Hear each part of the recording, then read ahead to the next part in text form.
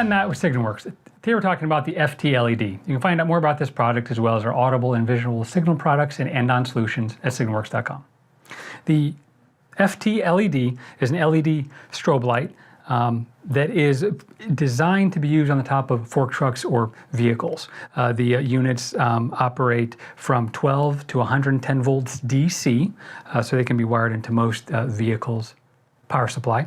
They have an integrated flange mount base. They come with mounting hardware and gasket, so they can be easily mounted. The units are potted and sealed on the bottom and on the inside, so they're vibration resistant. They're available in red, amber, and blue, and green and clear are available upon request. I have a unit set up here for demonstration purposes. So you can see you get the LED flash, and it has the Fresnel lens. For more information on these products or with questions, please give us a call or visit signalworks.com. Thanks.